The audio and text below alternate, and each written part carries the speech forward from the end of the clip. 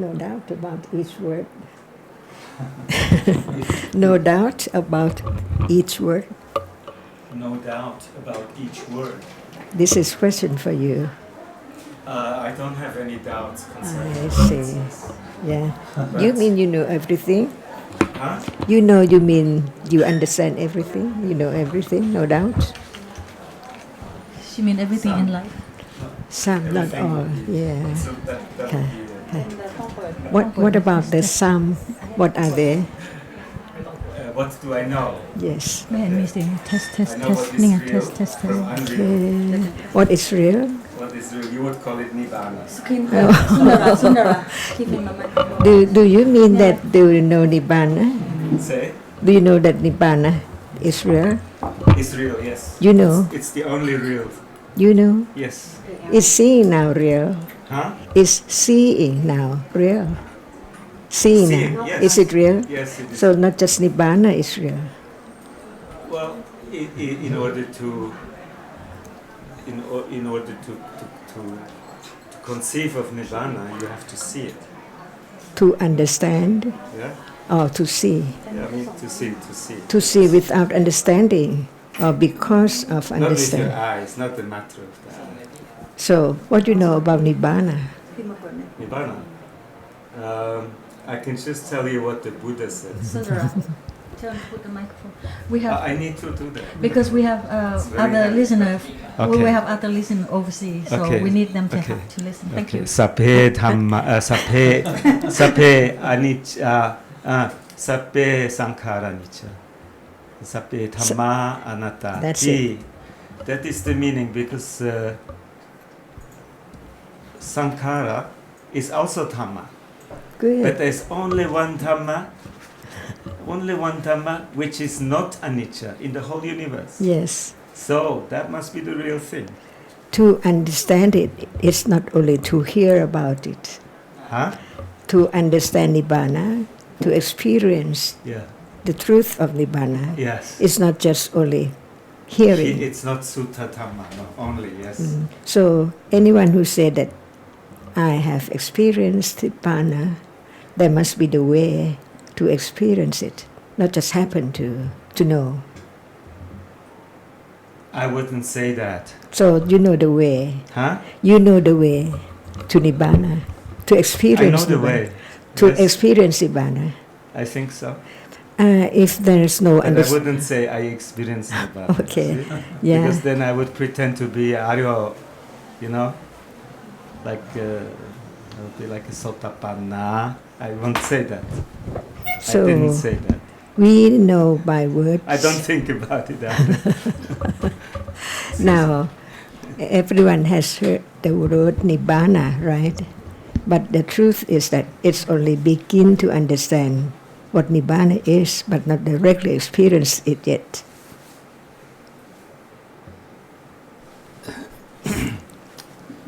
I don't think it is very polite to announce that somebody has experienced Nibbana. I think that it's the truth. So anyone who has experienced does not say anything about Nibbana to those who haven't experienced it. It's useless. Say? It's useless to talk about Nibbana to those who just Yes. not understanding what Nibbana is and how to experience Nibbana directly. I don't usually talk about it. But we can talk about the way leading to understand Yes, Nibbana. yes. Otherwise, no one can understand that. That's true. That is So- tangible. Would you like to talk about the path to Nibbana to everyone Yes. and people Yes. in this room? Yes. Yes, please. Okay. And in the Buddha's way, Not just Buddha, even Aryan, like Sotapanna, Sakatagami, Anagami, Arahata, they all know the way because Yes. they had experienced Nibbana. yes, So what's the way? the way is the Intl.Dhamma. Huh? The- show the way. what's the way? the way to Nibbana? Mhm. Well, in Buddha's words, it would be the eightfold noble path.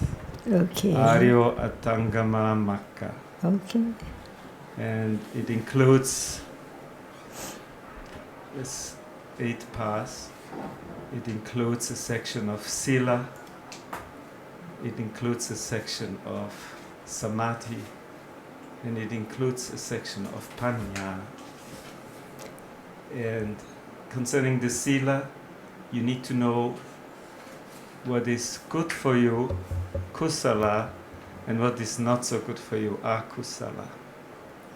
What is good for you, you cultivate it. Why? Excuse me, Yes? not just you or me, for anyone. Uh-huh. Is that right?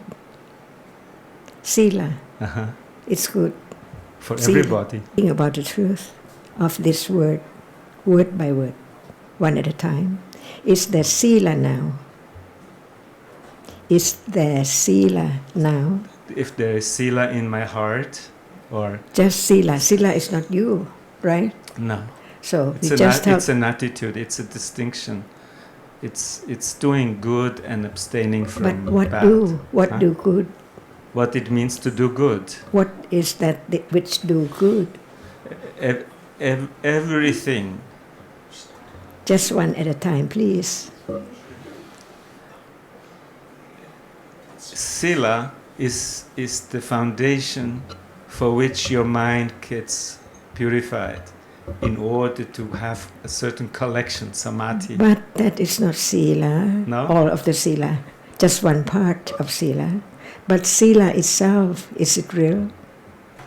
Is sila itself real? Is it real? Is it a reality? Is it Paramatma-Dhamma? Is it Dhamma? Sila most certainly belongs to Dhamma. No. But no? before we talk about where it belongs to, what is it? We have to know that so that we can know more about it. If we don't know what, how can we understand better and better? Okay. So what is sila? Are you asking me? Yes, please. Okay. So Any word you say, I would like to understand. okay. No, it doesn't. It's not like just testing you. It's just like whatever we talk about, whenever we talk about anything, and especially if we begin to say that this is what the Buddha taught, we say the Buddha talked about sila. So it's imperative that we actually are able to tell what sila is, not just use the words without understanding. And especially if we're sharing, Yeah. we have to know whether the other person understands or not. So when I say sila is part of the path, for example, it leads to samadhi, the first question is I have to be sure that I understand what sila is and that the other person also knows what I'm talking about. So I ask what sila is. Okay. What do you understand by sila? Okay. Good. So sila is good intention, good thinking, and good behavior. And the good behavior part is to abstain from anything which could disturb your peace of mind, like cheating, like speaking untruth, like being loud, like being loud talk, like the Panchasilas. Do you mean that it's not you? Huh? Do you mean that it's not you who do good deeds? Right? Me? Ajarn's question is, well, we are finding out what sila is, and you've given some explanation about it. Are we of the understanding that we are talking about a reality, not about persons having sila? We are talking about the nature of sila. And we talk about nature of sila, we're talking about not someone who has sila, but about a reality. Do we understand that what you're talking is about a reality? not a person who has. It's Sila. not about a person. It's something very practical. You're confronted in a situation. Is it real? Yeah, it's absolutely real. In the situation, if you are in any situation, you can make a choice concerning sila. Like right now, is there sila? If you have sila in the sense that you're not disturbing the mind of yourself or others, yes, there is sila. So There's good sila. There's kusala. So we can talk about Dhamma. what sila now. To be able to understand what sila is, we can point to the sila now. For example, if you said sila is behavior, right? There is behavior right now. It's sila now. Whether it's wholesome or unwholesome is another matter, but we can begin to understand what sila is. So, Ajarn, what's your name? Kun Mark. Huh? Mark. Mark. Mark. Kun Mark was just saying that there is sila now. Yes, that's why I would like him to find out from his word how much he can talk about that. Now we're talking about sila, right? Yes, okay. Okay. Yes. Sila is what? Or what is sila? Is there sila?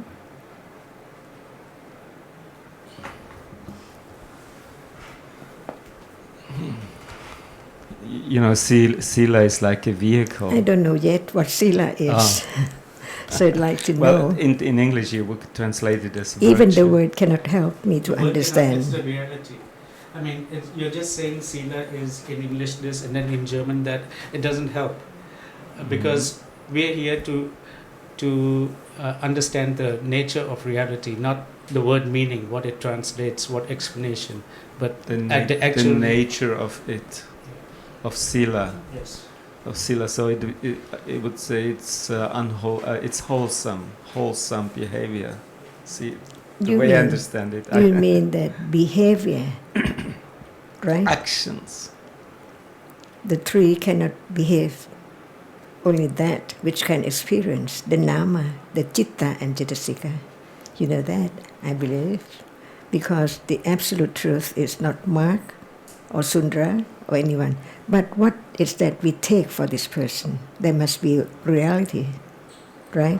If there is no seeing, no hearing, no smelling, no thinking, can there be Mark? Can there be I? Can there be anyone? So we have to know what we are talking about. We're talking about that which experiences even right now. I basically could only talk to you about my experiences. I'm not very much of a theorist. It's not your own. Each word comes from the word of the Buddha, right? Yeah. Not my own word, not your own word. Yeah. But the understanding of the word of Buddha is not easy at all.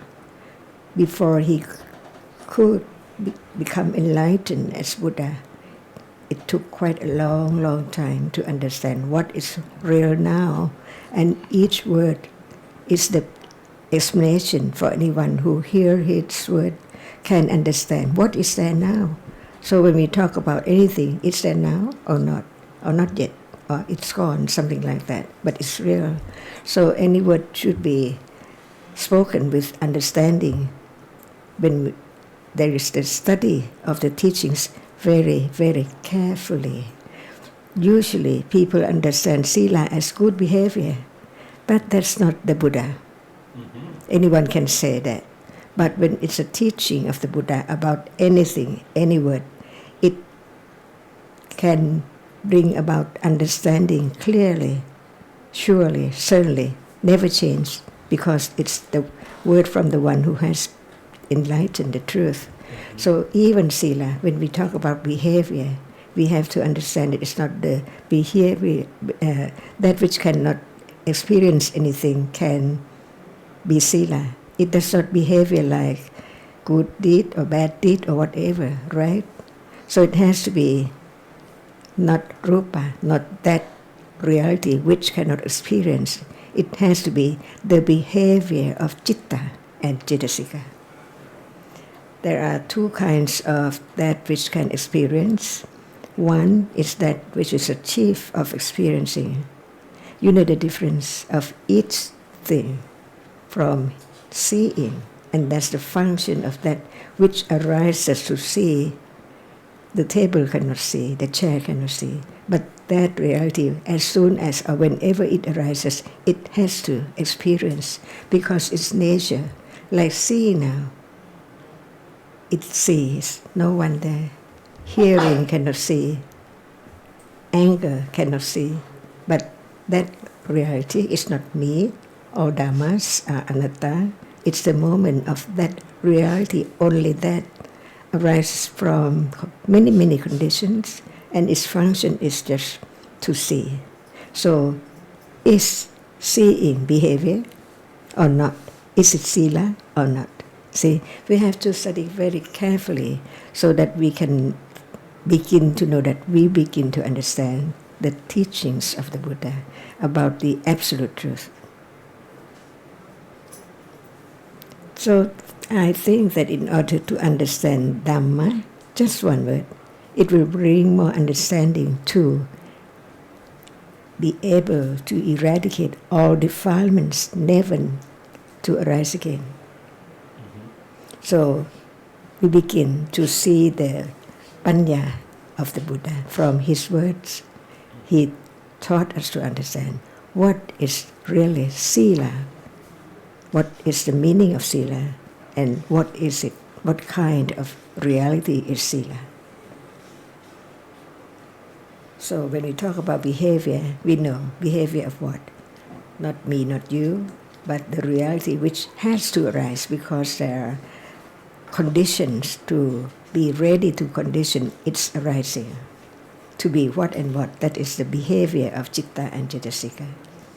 So all kinds of behavior which we know about only good behavior, sila is good behavior, but actually since it's the behavior of citta and cetasika, no one can stop. It arises to behave, to perform its function.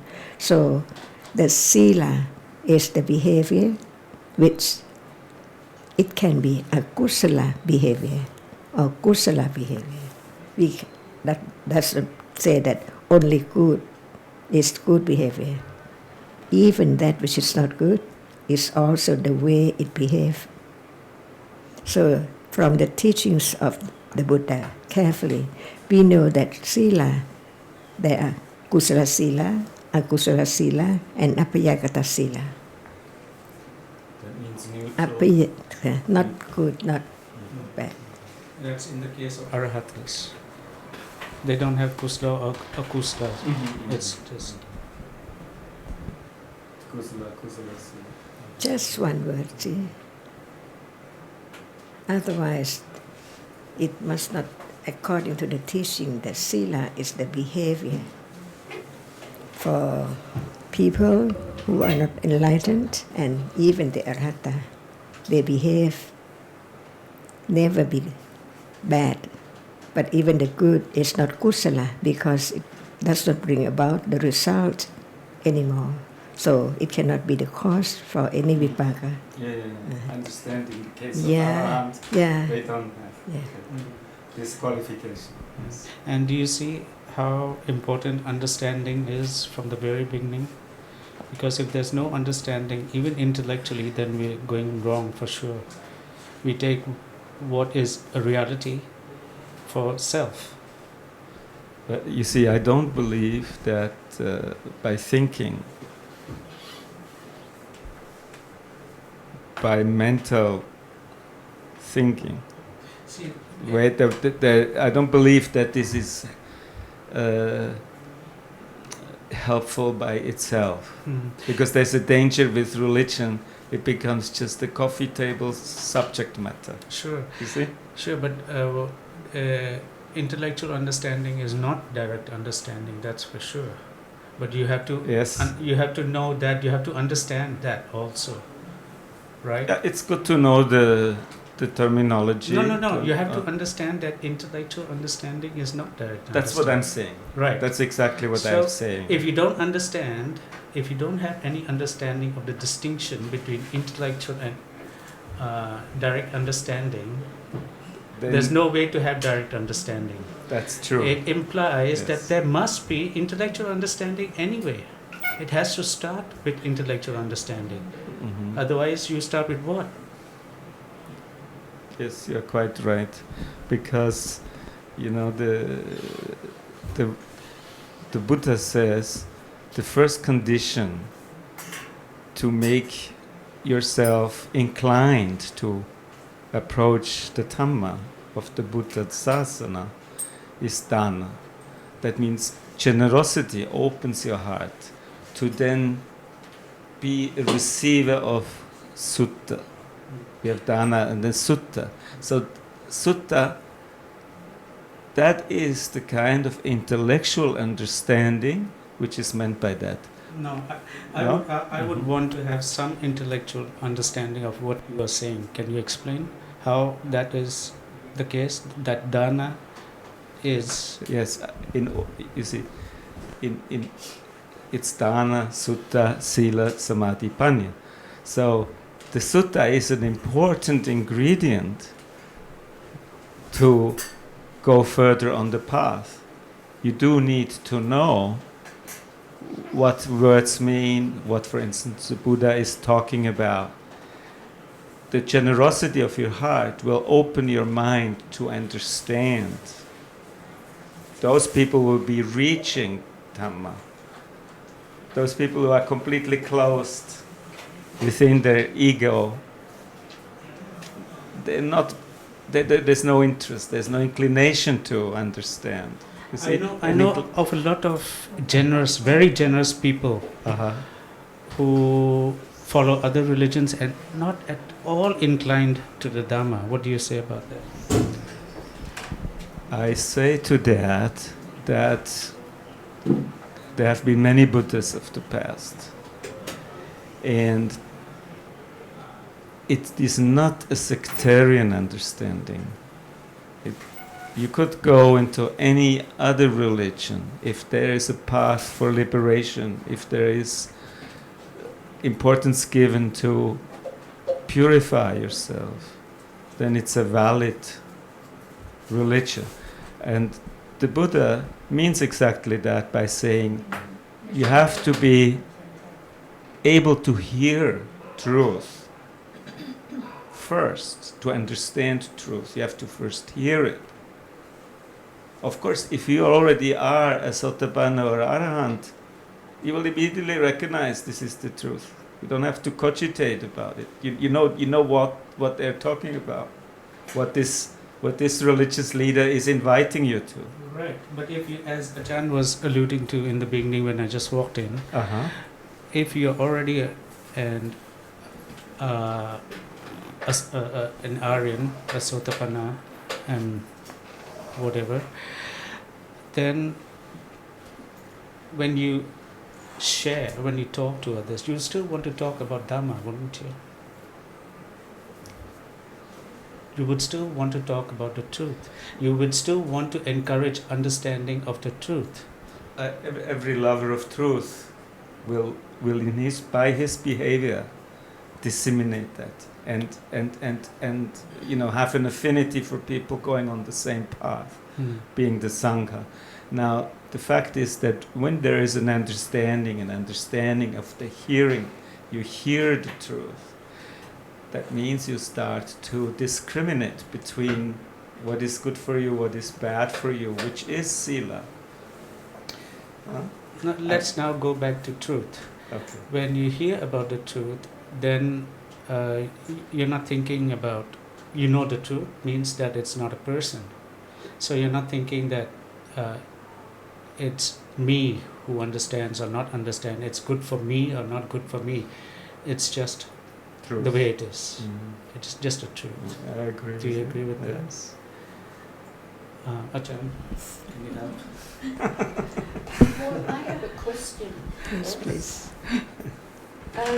We were talking about sila to start with, and you said it's the behaviour of citta and cetasika. So does that mean all cittas and cetasikas, or just the kusala, akusala, cetasika? And that which is not kusala and akusala as well. All of them. Yeah, but Can- not seeing, not hearing, not, But Ajahn just said all of them. no, not You- excluding seeing, hearing. That's why we have to learn a lot, not just one line or a book, more than Can that. you explain a little more then about the behavior of Jitta Can and the rupa behave like citta and cetasika? No. So what can behave? Well, Jetana is What is Nama. cetana? Nama. What is cetana? It's a Jetasika that is translated as intention. Okay. When it arises with akusala, it is akusala Akusala cetana. cetana, That's the yes. way it behaves. Oh, okay. Okay. And so, well, let's pick another Jetasika. Well, Lopa. Okay. Is lopa kusala? Lopa is always agusala. So it is akusala sila. Agusala sila. I've actually never heard this before. Well, I've maybe heard. That's but- why we have to read many books, Ah, not just one yes, book. Yeah. In the beginning, we cannot understand everything, but we learn to understand clearly of each word, so that when we hear more, we can understand better than the person who just jumped to that word and know nothing. Okay, so then I'll go to Jitta. Okay. Jitta. Mhm. Jitta arises and falls, and it's only Gusala or Gusala Or kiriya. or Gire, depending on the Jetasikas. Yes. That's the way it behaves. That's the way it behaves. Citta and cetasika. I'll think about this one for you. Mhm. Thank you.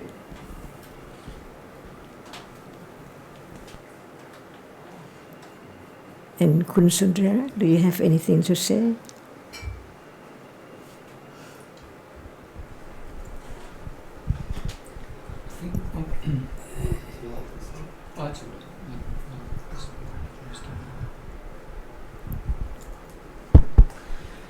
So it's always important that we understand. Ajarn always stresses that we have a careful, we study carefully what we hear, and we have a good understanding of what the Buddha spoke about.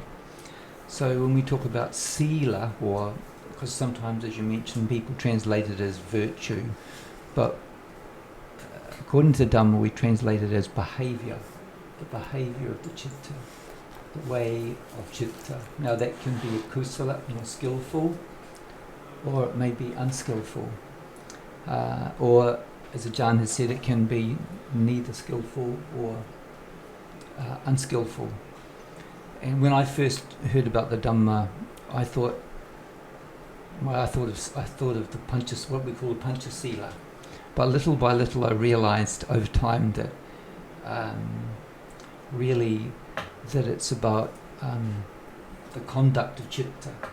That's what essentially sila relates to. So if the conduct is kusala, then that would be kusala behaviour. Then if it's akusala, then it's akusala behaviour. So it's important to understand these words right from the beginning, so we are going down the right track. What do you think? I don't think anything in particular. No, it's not. It's just what I've found over time, that it's so easy to have misunderstandings about what the Buddha taught about, and there is great subtlety involved in it. And if we have, sorry, please go ahead.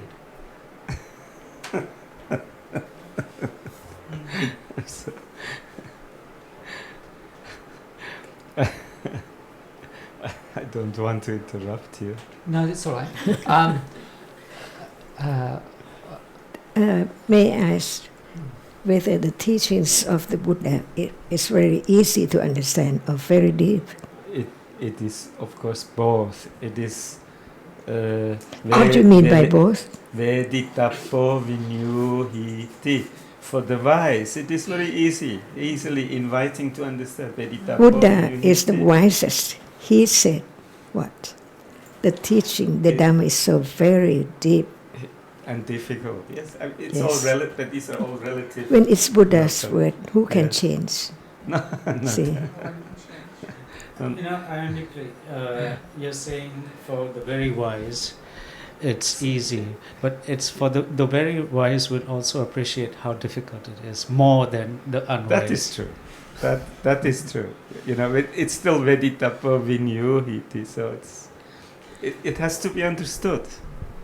You see, of course, the difficulties are there, but putting all these theoretical things a little bit to the side, what really matters is the conduct in your daily life, which will uplift you.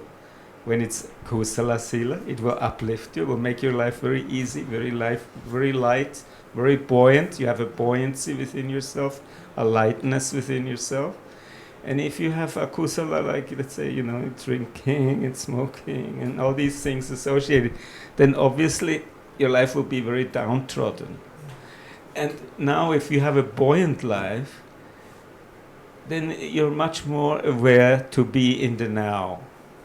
And to be in the now means that you can actually observe what's happening, because you don't necessarily have control over the ceta popping up.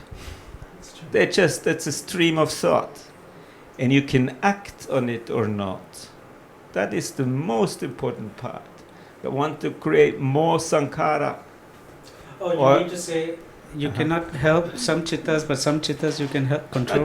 Chitta is there. You see, I can just observe them.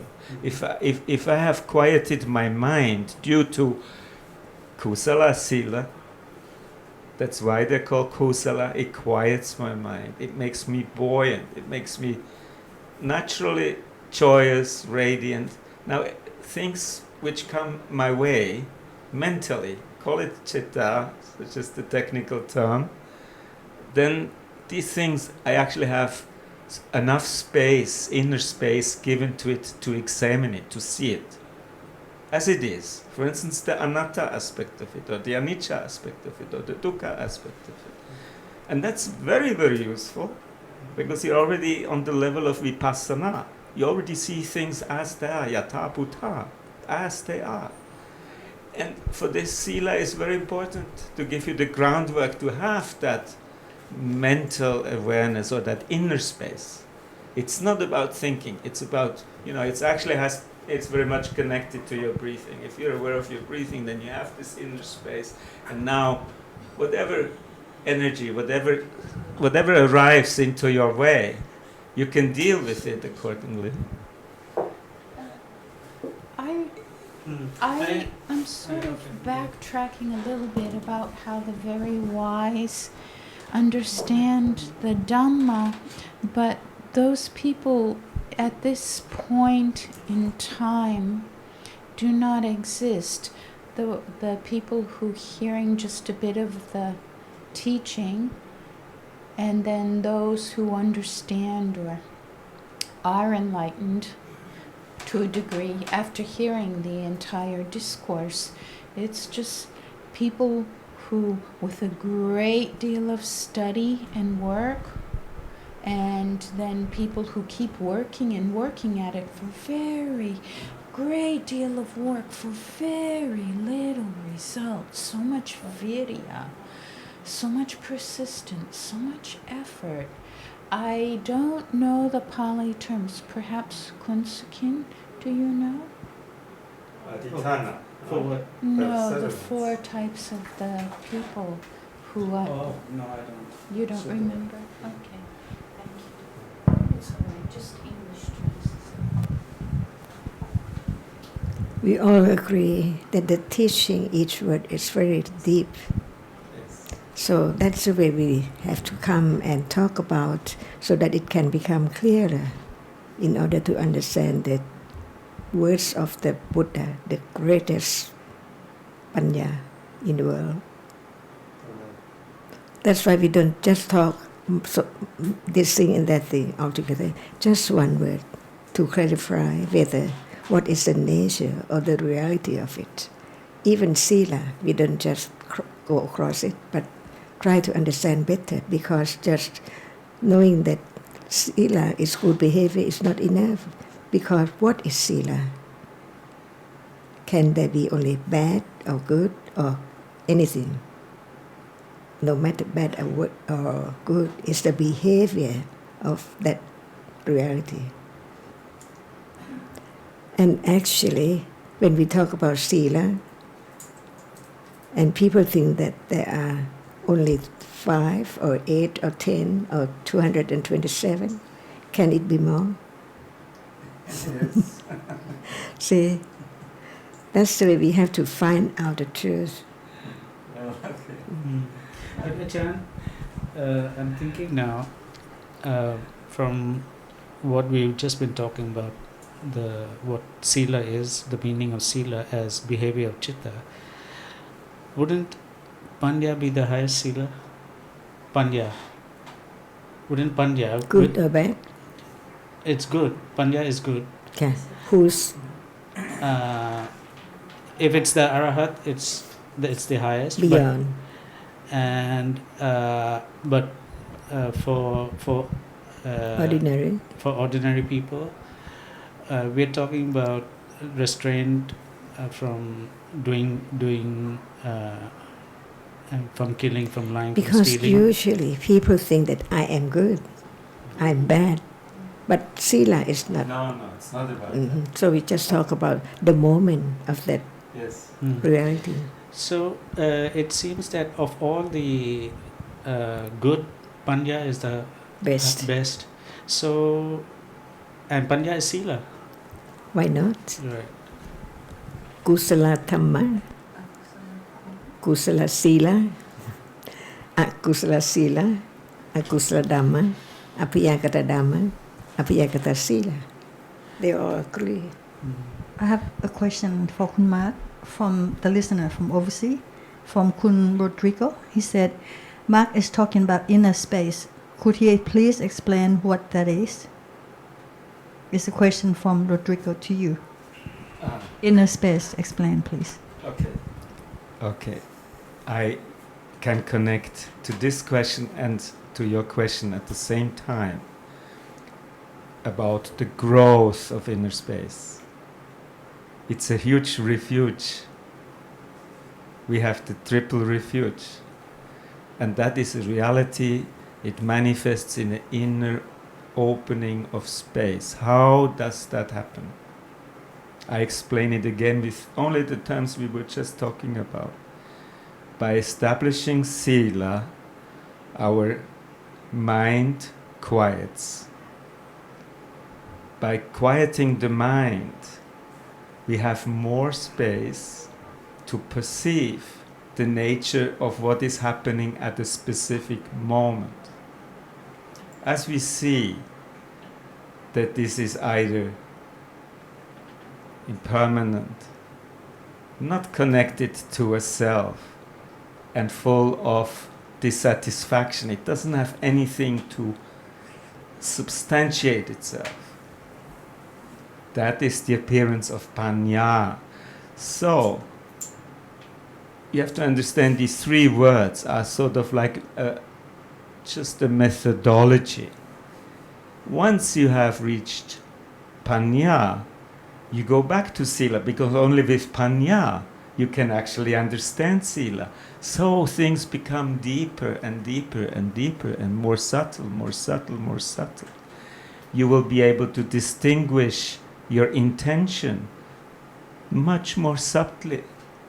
Before anything bad happens, you already can catch the thought, because you have developed an inner space to see that, to notice it.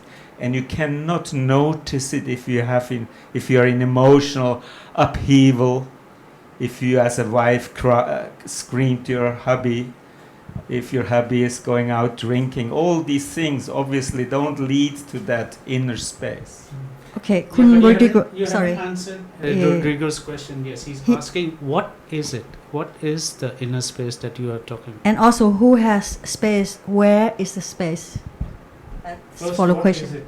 What is it? Yeah, what is the inner space? Okay, this is This is maybe What it means. it's maybe an allegorical Oh, okay. way of denoting peace of mind, a deep state of peace of mind. It feels like an inner space is opening up. We have to understand, most people live in a totally external reality by the senses, the 4, the 5, the 6 senses. And they don't discover by themselves any inner space. And I can encourage people to observe breathing. If they have problem with approaching with accessing inner space, observe your breath, observe the inner process of your being physically, and then you will also with time observe mental processes. But it is actually very important. Nobody can experience inner space without having an understanding of Vedana as they appear on the surface of the body or in the profoundness of the body. Softness, warmness, cold, all kinds of physical conditions. The awareness of the body, Kaya Nupassana, is absolutely fundamental in order to develop this inner space. Can you just assume that we haven't heard Mm-hmm. all these terms? Okay. And just talking to a beginner, because you're going on a lot about and bringing up a lot of terms, but we'd like to understand one at a time. Okay, very good. Yes. Okay, Kaya Nupassana, Kaya is the bodily frame. The body is most important. And I first have to say thanks, because all of this I learned from Thai people. Thai people know about good behavior. Thai people have a lot of awareness concerning bodily behavior, which Westerners lack. And I was very lucky, very happy that I was introduced to Dhamma very early in my life. And it happened here in Thailand. So I'm very happy. I'm very lucky and very thankful that I made contact with this most precious of truths. Very precious, very unique. There is no other truth next to it. That truth is so unique that any other truth cannot stand beside that. And the most important thing is to become aware of your bodily movements, of your bodily sensations, wherever you are and whenever you are. When you are in a bus or waiting for the bus, or in a bus waiting to get home, you never wait. You always have this wonderful time to observe what's happening with you, what's going on. And there's so much to observe, so much going on, mentally and physically.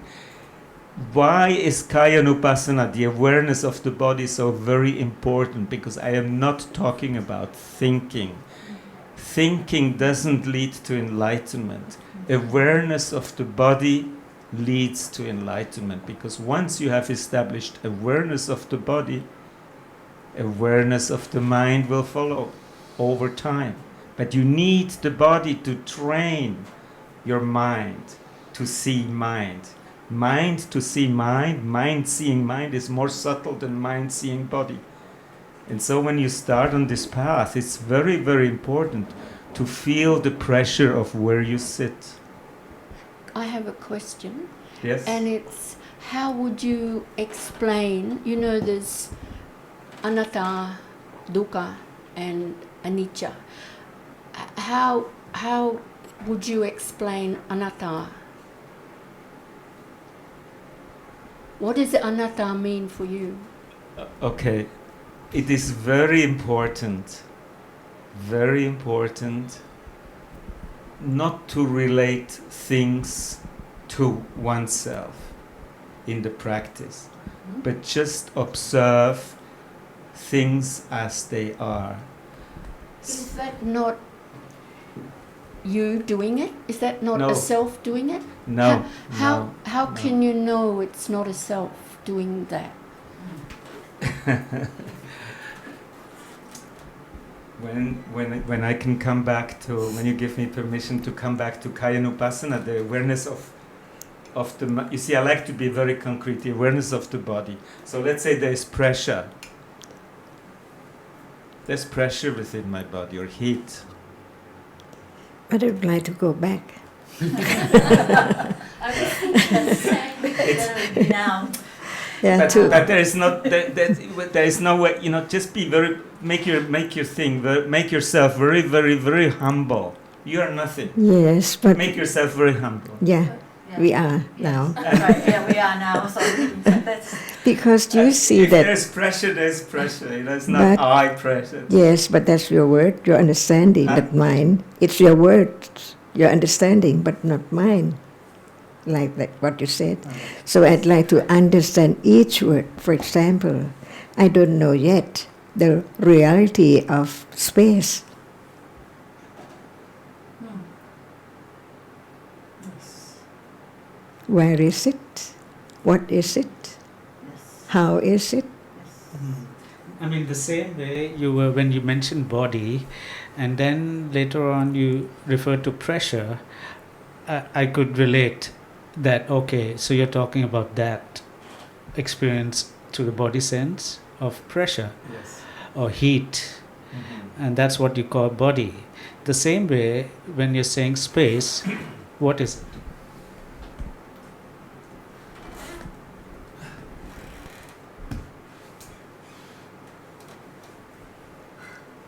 I cannot say what that is, but I can show you the way to experience that inner space. Okay, please, Please show now.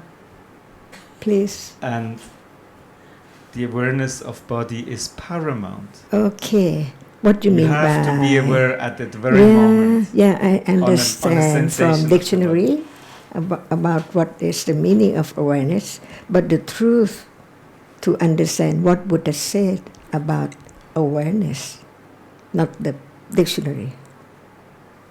The words of Buddha, what did he say about space?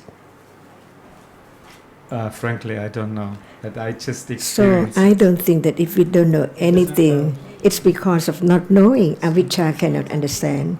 And then avijja, all avijja, beginning from just one word, space, avijja is there. So how can anyone attain enlightenment with avijja? It's impossible. That's why there must be understanding from the very beginning clearly of each word. That's why, Ajarn, you are the best friend we have, because you always talk about that which appears now in our day-to-day life, moment to moment, and that's the only basis for understanding, not some abstract idea that's not there. But she talks about seeing, hearing, over and over again, because they're seeing now, hearing now, and this is the object of right understanding. And that's the Buddha taught. Any word which comes from anyone who understands the teachings, just talk about what Buddha said about anything, even space. Is there space now? So that we can understand space. But if there is no space, to be sure, to know, to understand, how can we say that we can understand that which does appear or which is not, can be understood? Yeah, space is, I think, akasa. Okay, that's the word. I'm not talking about that. You don't talk about No. the word, you talk about I'm the not truth. talking about time, vela. No, not neither. That is from These the are, book. I'm not a physicist. That is from the book. I cannot define that. It is not. I'm not particularly interested, The but book I know of- these are conditioned states. Time is a conditioned state, and But space is if a anyone conditioned read the book, which is the words of the Buddha, they Uh-huh. can understand what space is, for sure. Because even now there is space, for sure. Well, I was using the word inner space, and by this I'm alluding to Something else. something else, Yes. using terms of my own. I understand. And it's not geographical or astronomical space. It's inner space. It's an inner awareness. So now we'll talk about what Buddha Awareness. said only about space, because he told us about space as well. Where is space? Is there space now? If I don't read the teachings of the Buddha, I cannot say anything at all. But when it's said by the Buddha, it can be understood immediately, but not before reading the teachings. So please, can you tell me what Okay. Buddha said about space? Yeah. Is there space in between each kalapa in your body? I believe so, yes.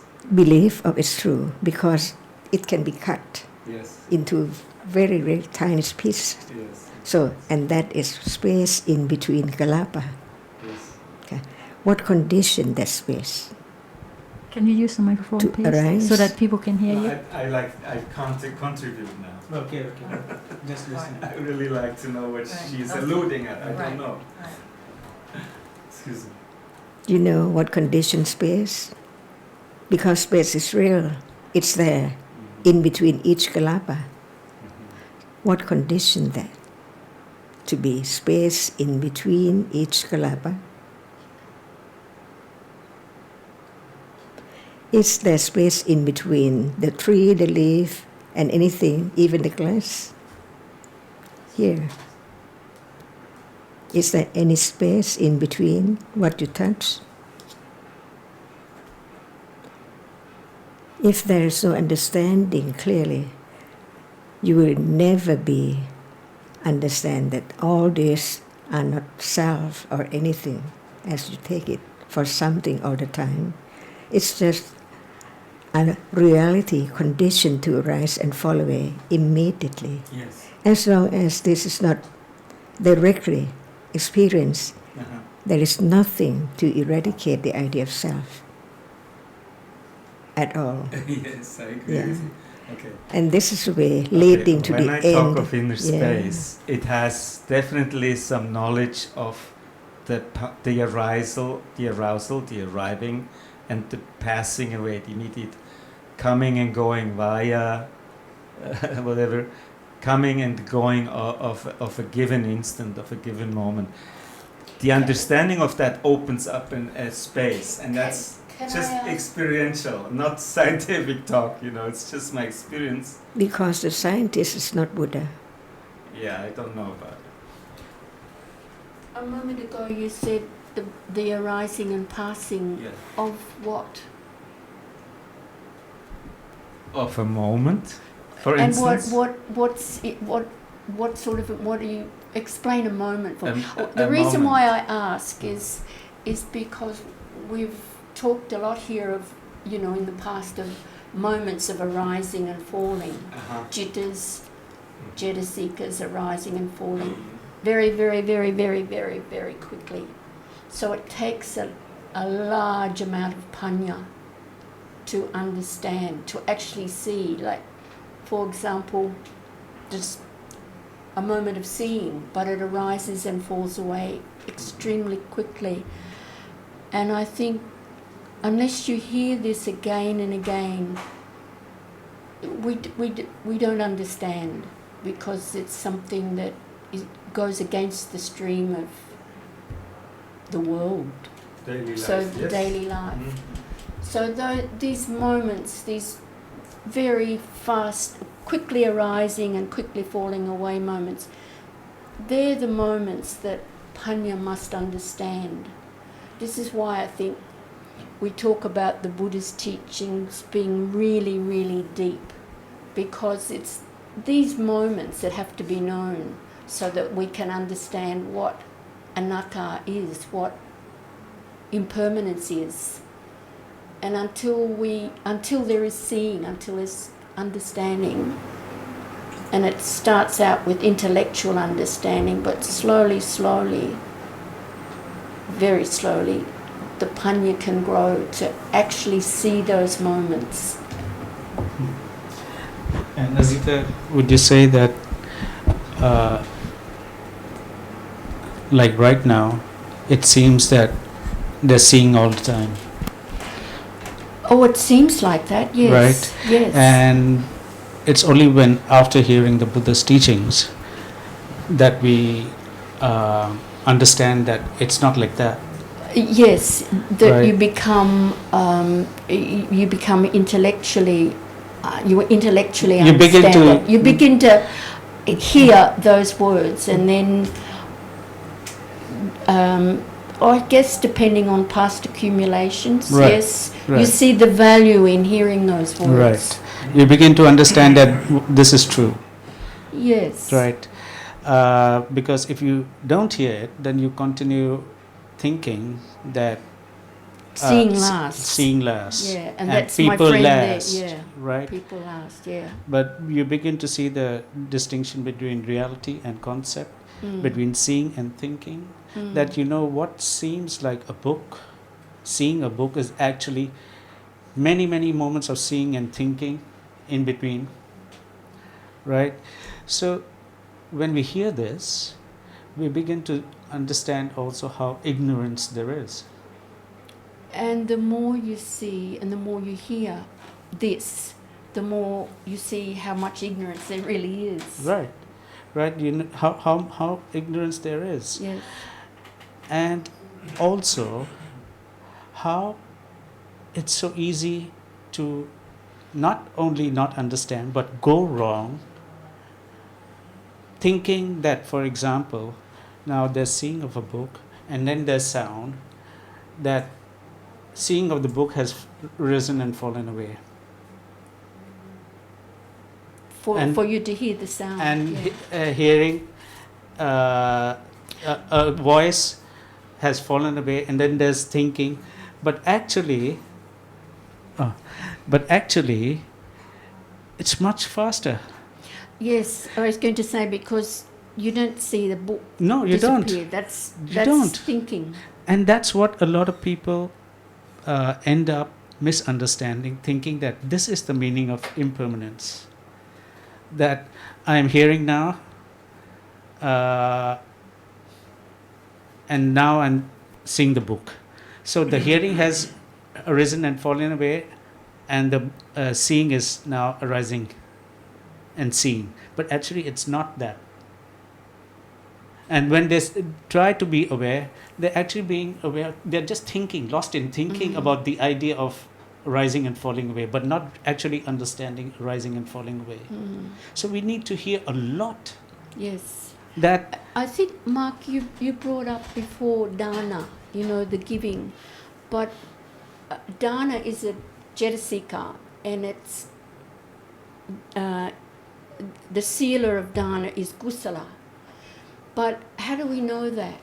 If it's very, it arises and falls away, because there's not dana all the time. Even when we're giving something, there's many moments of seeing and hearing and movement and kusala, agusala. But the Buddha taught that those very brief moments are to be known, the briefest of brief moments. And if they're not known, then we don't understand anatta, we don't understand dukkha, and we don't understand anicca.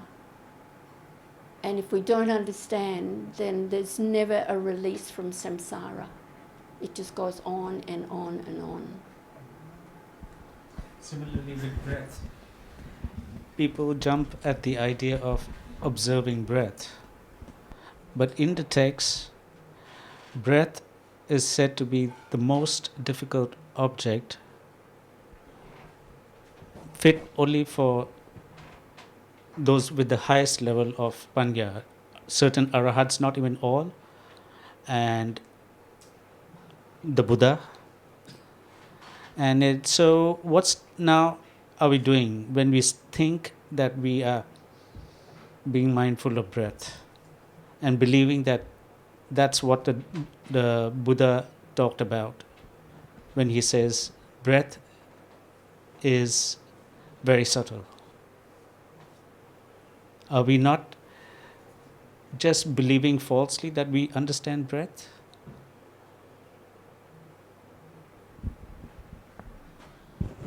I have a question for Ajarn regarding, for Mahabhuta Rupas, hardness, earth, fire, they can be experienced. likewise with color, sound, smell, taste. And the 8th one is ahara. How is, or nutritive essence, how is that experienced? Only through the mind, or it would have to be. How many doorways are there? Well, there's 5 senses. It knows what? Color, sound, taste, smell and touch. But not ahara. So, well, that's... Do you know? I don't know anything. See? Because yeah. it's I who would like so much to know. Well, it's obvious now that it has to be Not true. knowing that the best thing in the world is understand whatever appears now. Just go on dreaming, talking about that which hasn't happened yet, all the time. So, Ajarn, see, as I said earlier, you're the best of friends for us. Even here, for example, even when we acknowledge that we have to hear a lot and have to have a lot of intellectual understanding before that there can be direct understanding. Even at the intellectual understanding, we go wrong all the time. Mm-hmm. So you remind us in the correct way that this is not intellectual understanding. Because the point is not just know what and what is there in the book and how can it be known, but the understanding of the anatta-ness from moment to moment, as much as it can be conditioned to arise. No one can make it arise. So the way is to understand the teachings of the Buddha, because it's now and here all the time. Even just the word that people ignore, like samsara. What is that? We use the word samsara, but what is samsara? See? We like to use without understanding a lot of words. Go across everything that should be understood because it's now. Because there's so much attachment to knowing, and we think we know by saying that we're in samsara without understanding. but the same thing we're telling Mark, that one word at a time. We also forget all the time. Like space, see, like breath, like samsara, we talk a lot, but what is it? Can it be understood right now about samsara? How and what is it? In order to know that we understand or not, what is it? If we know that is right, because you just talk what you know, not just talk that which you don't know at all. From birth to death. When there is no understanding of the truth, people just talk, say about that which is not known as the truth. So what is samsara? Very simple word.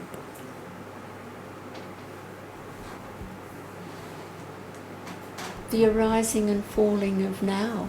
The arising and falling of moments now. Even one moment is samsara. Without it, it's not samsara.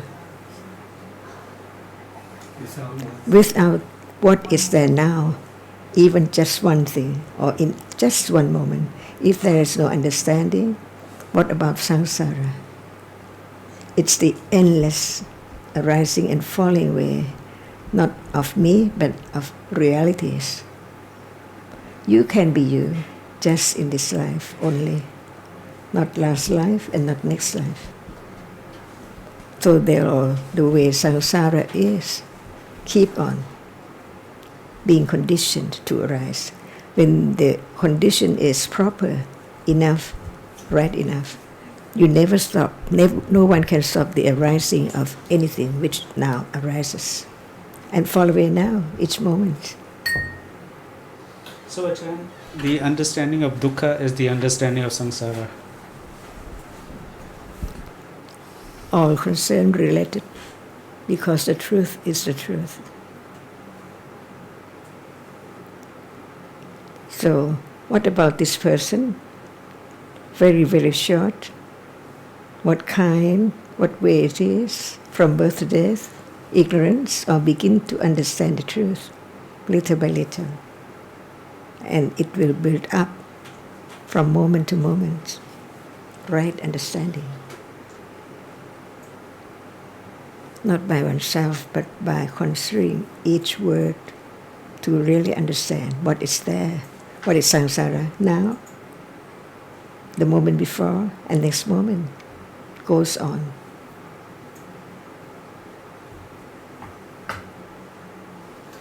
Ajarn,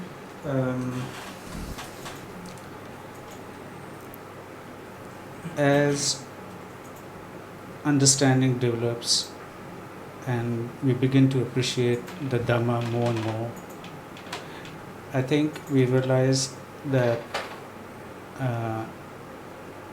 the mark of understanding, the sign of developed understanding is that to come back to now, what appears now.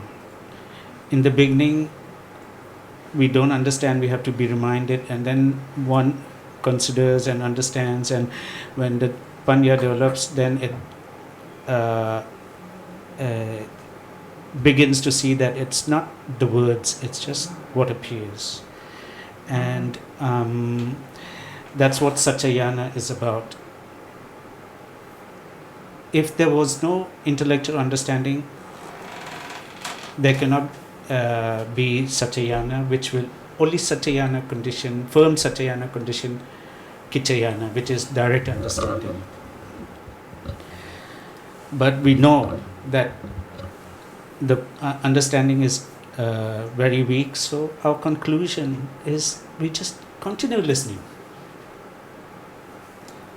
To know that no one listens. To know that no one listens, that there is no one, just reality. Just continue listening, we see the value of listening. Because we know that the only way is to have firm intellectual understanding. And to be truthful. And not a decision to try to have direct understanding. So it seems to be quite different. People who look down upon pariyati or talk about, say it's not direct understanding, you're just talking intellectually. Well, those people who understand know that they need to understand more. The reason why there is no direct understanding is because the understanding is so less. Whereas the other person does not understand this. He thinks that it's not direct understanding, so go practice. So which one is right, which one is wrong? Can the idea that we should try to have direct experience, go meditate, be right? What is the point of going there? Why? To have direct understanding of reality, not just talk about. Of not self. Of not self. So it's impossible to do with self to understand not self. But why would it not be possible since... because the self is doing. I can see that the self is an obstacle in all way. It increases all akusala. The self is very nasty. And it's dangerous. So, but it's very appealing. What's more, most people to know that even now there must be the self, because there is not the understanding of the five khandhas, but there is just wanting to understand that which is experienced. And even now, when suppose I realize that there is no understanding, then there's wanting to have more understanding, right? And then the self is already there. The trap of lopa. The trap. So it's worse if I believe that if I go there and I'll have more understanding. It becomes even worse. To do, not to understand. Have you done anything? Many times? Or not at all? You're asking me something.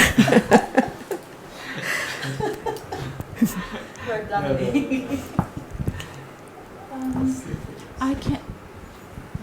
There have been several efforts for increasing of understanding which have led to dissatisfaction and confusion, various types of meditation in monasteries, and just from experience, I don't think there's a certain methodology or technique for Not knowing. Panya. I mean, how is there's no self to realities are conditioned, they're factorial, there's so many, and I don't think a certain methodology is going to lead to panya, understanding of sati, or I don't think it can be done. Because actually it's only panya is the path, right? Panya is the leader of the path, noble eightfold path. So if there's no panya, then it's not going to happen. So from the beginning to the end, it's all about panya. And they use the word panya without knowing what panya is or what panya knows. But they use the word panya. Or sati, see, who understand what sati is? Please. Can anyone do anything to condition sati to arise? They have no understanding about conditions that in the I will do. So it's I, not the teachings of the Buddha. But Buddha said, what is the breath? How come the breath to be there? Arising and falling away too. And not only there's attachment to the idea of I will do. When doing, there's the attachment to whatever is happening, and then after finish a session, attachment to the result, and mistaking. The worst thing is mistaking that this is the practice. And even the word patipati in Thai comes from the Pali term. They don't know. They think that it means to do, but actually, no one can do anything, because actually there are only dhammas which arise to perform their function. Not many people understand sati. If there is no listening to the teachings of the Buddha, they will never understand what sati is. So they say that I'll have it arise, I will have sati at the breath or something like that. Ajarn, can you say something about? Question for you from Rodrigo. Okay. How can the self be appealing when the self actually doesn't exist? Well, because of wrong understanding. When wrong understanding arises, that's the impression you get about self existing, and then that self it arises with attachment. We don't know that self doesn't exist. We don't know that self doesn't exist. Only Panya knows. So that to me is the answer. That if we think we have a self, then it's appealing, But until there's the Panya to know, there is no self, and that self, I think, doesn't disappear until the question. Wrong understanding. Yeah. Hear that, Rodrigo? Ajarn, can you say a little more about listening? Just now you were saying that unless we hear the teachings, the Dhamma from the Buddha, we go wrong or something like that. And we can't say anything without understanding at all. But listening, you don't mean just hearing the words. You don't mean just hearing once or twice. With understanding, not just hearing. And if there's understanding, then no need to be told that listening, because you see the value of listening. Because some people think that, I've heard it, now go and practice. They've heard it, so now go and practice. But Ajarn means that listening means listening with understanding. Right. More questions. So what's the use of just listening without any understanding? That's not the point of listening. Rodrigo asking, can you describe that self which is appealing? To Rodrigo. Describe. Yes. That is what it appears, but no one knows. Mhm. So it's appealing because appealing. Because Sujin was saying that self is appealing. No, what Ajarn I think is saying is that when it arises, the self doesn't know anything. When wrong view arises, it arises with ignorance. And whenever it arises, he conditions this question. Who asks, say, right or wrong? When you say the I.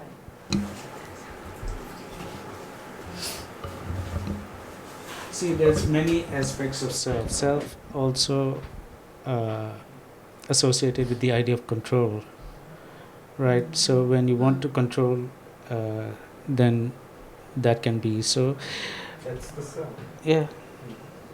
So Wanting to be in it's control is better the just self. to keep listening than to ask for an explanation. I would say. Okay, Rodrigo, keep listening, please.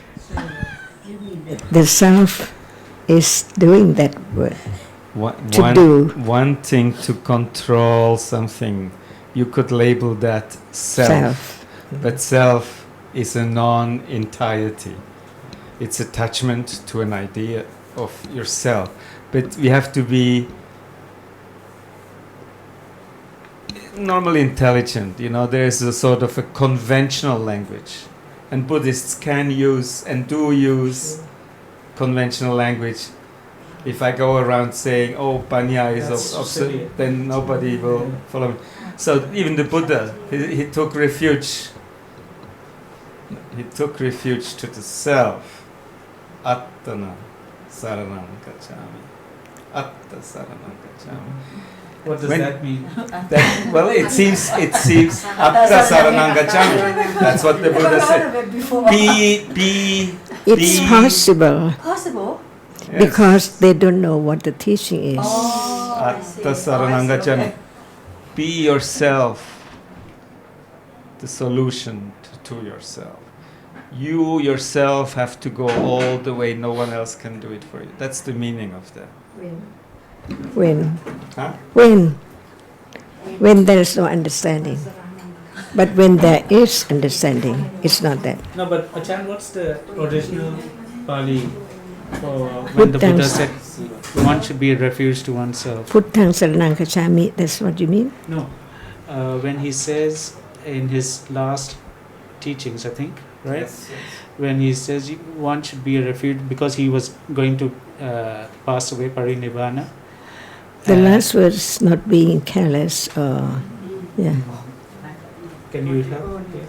His last words were Handadani Bhikkhave, which is like well then or bhikkhus, just well then. And then he said, Vaya Dhamma Sankhara, that all Dhammas perish immediately, they rise, they fall away.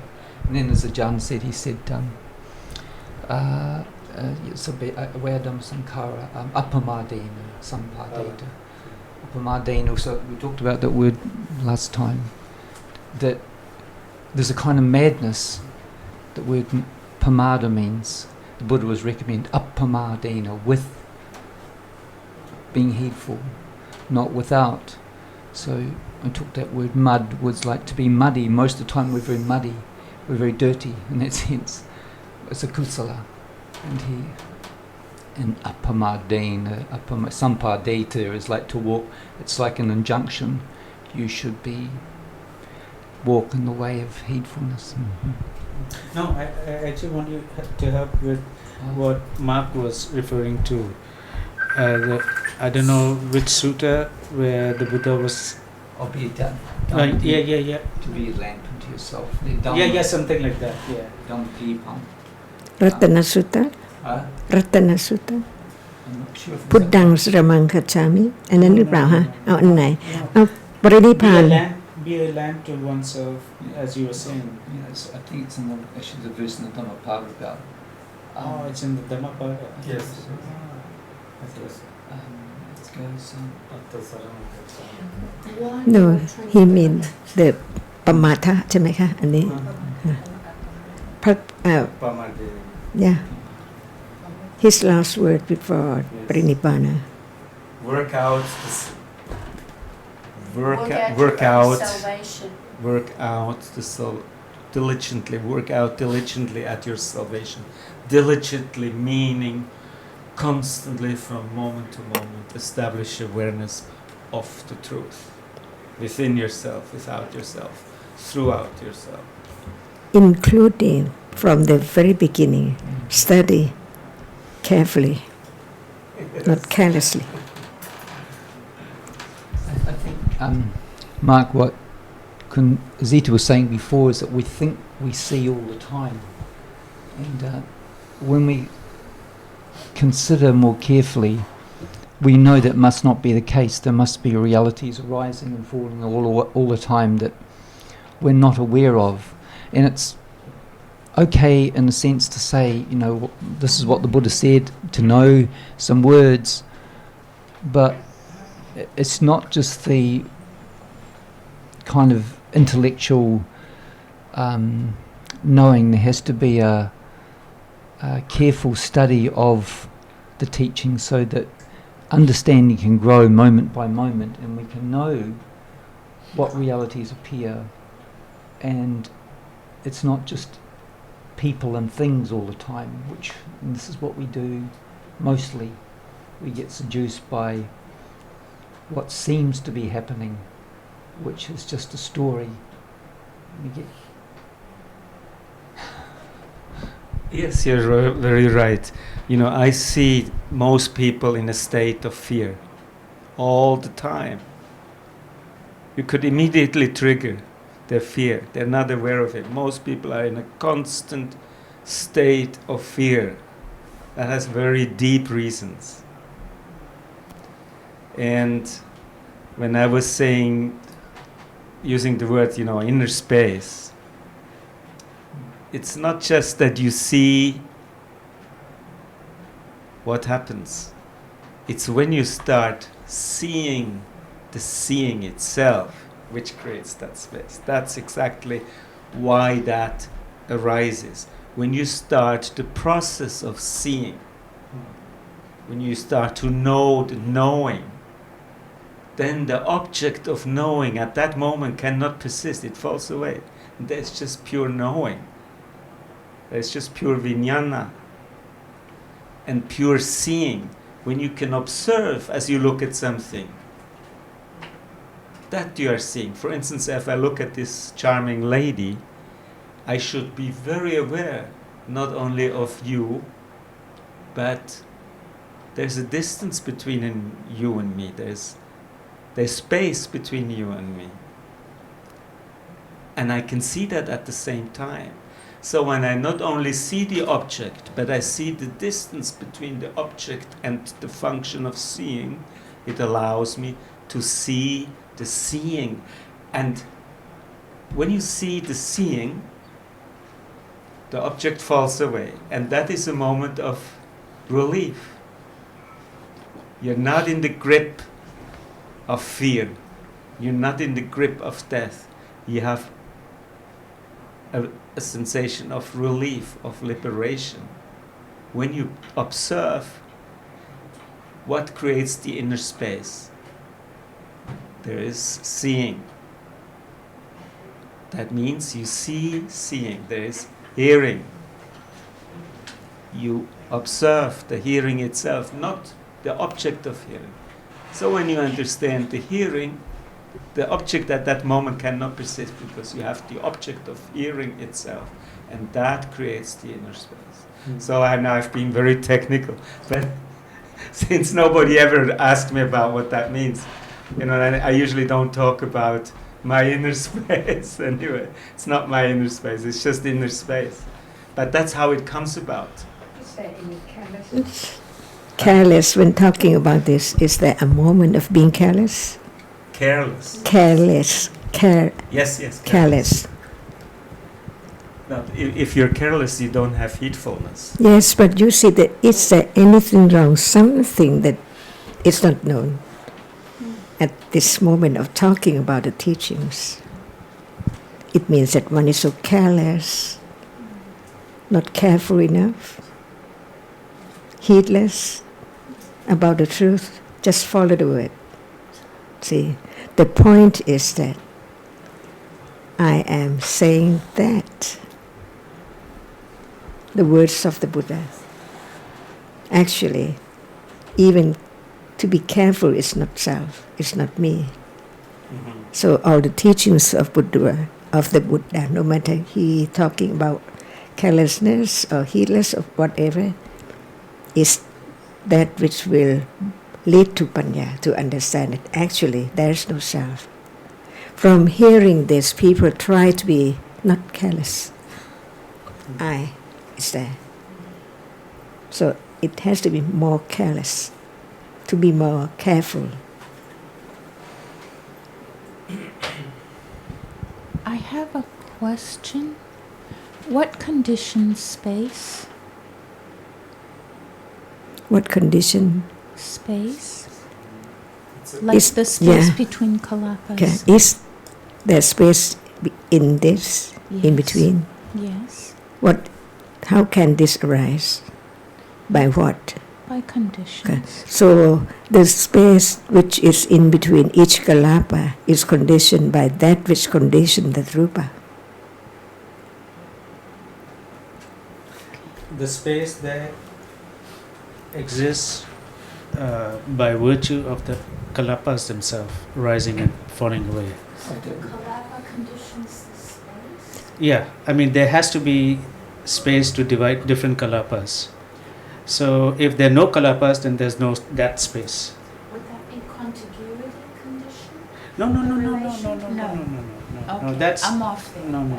That part is starting to gel. Okay. Can I answer your question by saying that space is conditioned on movement? It's movement which creates space in the first place. I thought air is a rupa. Oh, I thought air is a rupa. But there is space between kalapas, yes. And movement, as in the reality, the rupa, the wind element is actually one of the rupas in a kalapa. Yes, I mean they are vibrating all the time in very high, density. But even in terms of, let's say the universe, the stars, we can imagine that. But what creates the space is really that there is movement in it. If there would be no objects in it, there would be no space. And objects Yeah. cannot be without movement. What about when there is no movement? Is there space in between each kalapa? I don't know, but I think when there is no movement, So then we don't talk about I, we talk about the truth. Okay, explained by the Buddha. Because rupa is conditioned by kamma, and some by utu, and some by ahara, and some by citta. Many kalapa, not just one. So the kamma which produce the rupa, which is conditioned by kamma, which produce many rupas and space in between. They don't just only things like this, no space in between, but there is a kalapa in between each kalapa by that which condition that rupa, because it doesn't produce only just one rupa. Rupa By conditions what? space. By what? And the rupa is conditioned by kama. What condition rupa? Kama. Kama. How many rupas? Not one at a time, but many Yes. rupas at a Yes. time. And in between the kalapa, there must be space. Yes. Otherwise, it cannot be cut. Yes. I mean, if space is one of the rupas, space itself is one of the rupas, but it's the kind of rupa, what they call it? I don't know the word. It's distinct, anyway, it's distinct from the other rupas, those other rupas which condition. What's the word, Ajarn? No, space. There are two kinds of akasa. Yes, one is that, and one is Yes. between the kalapas. What kind of rupa is space? The one between kalapas. Space is just one character. You see, that which no one can touch. Right, but we classify space as being dependent on the other rupas. So it's Depending on karma or the conditions. So Those conditions that rupa. space is not experienced. Cannot be. with panya, yes. Yes, with With panya. panya. A very high, Yes, high yes, yes. developed level of panya. Yes. Space can be experienced by panya. Because the rupa can be experienced, not only one one Yes. rupa. I mean, just understand this. When you, because we like to imagine experience when we say we're thinking automatically about touch. Mm. Touch can only experience 3 rupas. The other rupas, visible object can be experienced through the eye, sound through the ear, taste through the tongue, smell through the nose, right? The other rupas can only be known through the mind door. Cohesion, moisture, yeah, Cohesion, yeah, Mm. for example. Mm. Thank you. So can it be directly insight? Remember, Now I remember, Ajarn, that I was trying to allude to the meaning asabhava rupa. Space is asabhava rupa. Right? can it be directly experienced? Asabhava without sabhava. Right? Yes. But we have to understand, even it's asabhava, it is rupa. It is rupa, yes. See, just for that is such a very subtle and deep and profound answer to reflect on. But before any reality can be directly experienced, it is the sati and panya conditioned by pariyati. Without pariyati, the patipatti cannot arise at all. But people take concentration for sati because they cannot know the difference between the two. So when what Buddha said about anything, the ordinary or the patriyati is not that level of panya which can experience yet. It needs patipatti as being conditioned, anatta all the way from listening, understanding the pariyati and understanding the patipatti so long, and then the moment of sati, it's away, patipatti, reached at the rupa with understanding. For example, now there is hardness, no arising and falling away, because it's not that level of panya which can understand the difference between the nama and the rupa very, very naturally. So very clever. Until it's time for patti to be ripe enough to condition the moment of directly experiencing reality, which is vipassana. It means understanding, like seeing right now. It's not just thinking about, oh, now seeing arises and falls away. Clearer than that. To understand clearly. Not me at all. It is the beginning of experiencing the non-self, stage by stage. Ajarn, I've been reading and studying the last book published in August of this year, perhaps written while you were at Theptarin, and appreciation for the material, and I was wondering if Mark has a copy of that book. About the development of the parami, the 10 parami. Ask him. Mark, do you have a copy of the? One of the books about the I was given perfections. There's another one. Yes, the 10 perfections. Yes. the 10 parami. We have to understand from the very beginning what is parami.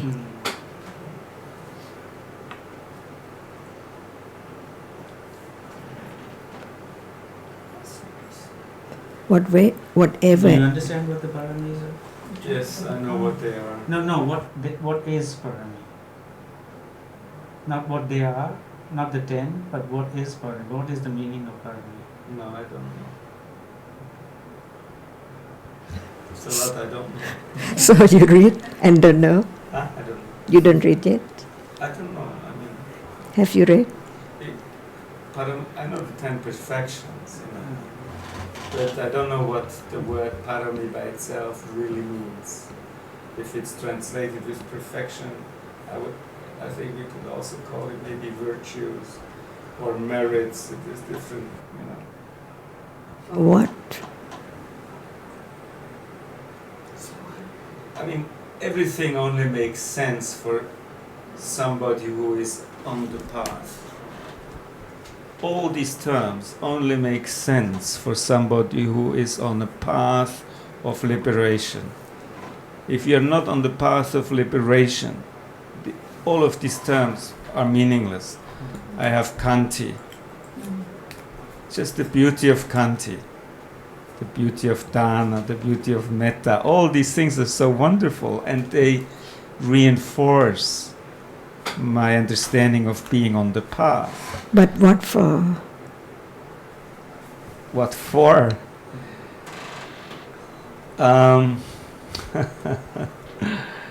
If I am patient on my wife,